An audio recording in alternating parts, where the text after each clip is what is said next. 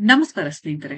ಹೇಮಲತಾ ಜಯಣ್ಣ ಹಾಡು ಹಾಡಿದ ರೀತಿ, ಇಂಗ್ಲಿಷ್‌ನಲ್ಲಿ ಹಾಡು ಹಾಡಿದ ರೀತಿ ಕಂಡು ಇವರು ಗಟ್ಟಿಗಿತ್ತಿ ಎಂದೇ ತೀರ್ಪುಗಾರರು ಭಾವಿಸಿದ್ರು. ಆದರೆ ಕೇವಲ ನಾಮಿನೇಷನ್ ಚಟುವಟಿಕೆಯಲ್ಲೇ ಟೀಕೆಗಳನ್ನ ತಡೆಯಲಾರದೆ ಹೇಮಲತಾ ಜಯಣ್ಣ ಬೇಜಾರು ಮಾಡ್ಕೊಂಡಿದ್ದಾರೆ. ಕ್ವಿಟ್ ಮಾಡುವುದಾಗಿ ಹೇಮಲತಾ ಜಯಣ್ಣ ಹೇಳಿದ್ದಾರೆ. ಹಾಗಾದ್ರೆ ಹೇಮಲತಾ ಜಯಣ್ಣ ಔಟ್ ಆಗ್ತಾರಾ? ಬಿಗ್ ಬಾಸ್ ಕನ್ನಡ 13 ಕಾರ್ಯಕ್ರಮದ ಆರಂಭಕ್ಕೆ ದಿನಗಣನೆ ಶುರುವಾಗಿದೆ. ಈಗಾಗಲೇ ಜನಸಾಮಾನ್ಯರ ಆಯ್ಕೆಗಾಗಿ ಅಗ್ನಿ ಪರೀಕ್ಷೆ ನಡೆಯುತ್ತಿದೆ.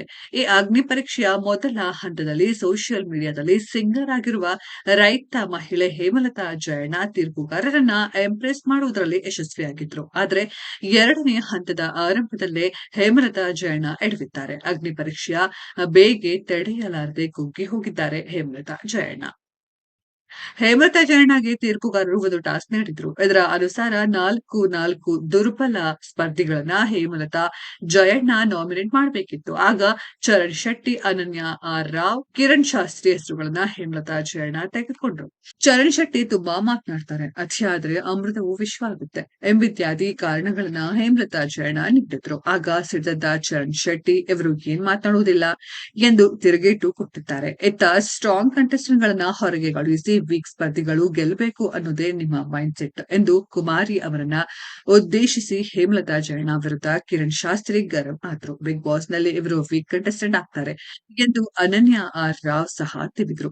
ಎಷ್ಟಕ್ಕೆ ಹೇಮಲತಾ ಜಯಣ್ಣ ಕುಗ್ಗಿದ್ದಾರೆ. ಇವರೇ ಮುಂದೆ ಹೋಗಲಿ ಎಂದು ಅನನ್ಯ ಆರ್ ರಾವ್ ಹೇಮಲತಾ ಜಯಣ್ಣ ಹೇಳಿದ್ದಾರೆ.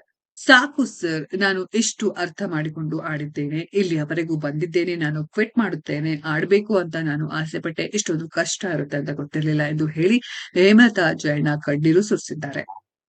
ಹೇಮಲತಾ ಜಯಣ್ಣ ಅವರ ಹಾಡು ಇಂಗ್ಲಿಷ್‌ನಲ್ಲಿ ಮಾತನಾಡಿದ ರೀತಿ ಕಂಡು ತೀರ್ಪುಗಾರರಾದ ಚಂದನ್ ಶೆಟ್ಟಿ, ಶ್ರುತಿ, ಸಂಗೀತಾ ಶೃಂಗೇರಿ ಹಾಗೂ ವಿನಯ್ ಗೌಡ ಇಂಪ್ರೆಸ್ ಆಗಿದ್ರು. ಆದ್ರೀಗ ಜಸ್ಟ್ ನಾಮಿನೇಷನ್ ಟಾಸ್ಕ್ ಒಂದಕ್ಕೆ ಹೇಮಲತಾ ಜಯಣ್ಣ ಮಾನಸಿಕವಾಗಿ ಕುಗ್ಗಿ ಕ್ವಿಟ್ ಮಾಡ್ತೀನಿ ಅಂತ ಹೇಳಿರೋದು ಜಡ್ಜಸ್‌ಗೆ ಆಘಾತ ನೀಡಿದೆ. ಸ್ನೇಹಿತರೆ, ಇದರ ಬಗ್ಗೆ ನಿಮ್ಮ ಅನಿಸಿಕೆಯನ್ನ ಕಾಮೆಂಟ್ ಬಾಕ್ಸ್ ಅಲ್ಲಿ ಕಾಮೆಂಟ್ ಮಾಡಿ. ಈ ವಿಡಿಯೋ ಇಷ್ಟ ಆಗಿದ್ರೆ ಲೈಕ್ ಮಾಡಿ, ಶೇರ್ ಮಾಡಿ, ಚಾನೆಲ್ ನ ಸಬ್ಸ್ಕ್ರೈಬ್ ಮಾಡಿ, ಪಕ್ಕದಲ್ಲಿ ಇರೋ ಬೆಲ್ ಐಕಾನ್ ನ ಹಿಟ್ ಮಾಡಿ. ಮುಂದಿನ ವಿಡಿಯೋದಲ್ಲಿ ಭೇಟಿಯಾಗೋಣ. ಧನ್ಯವಾದಗಳು.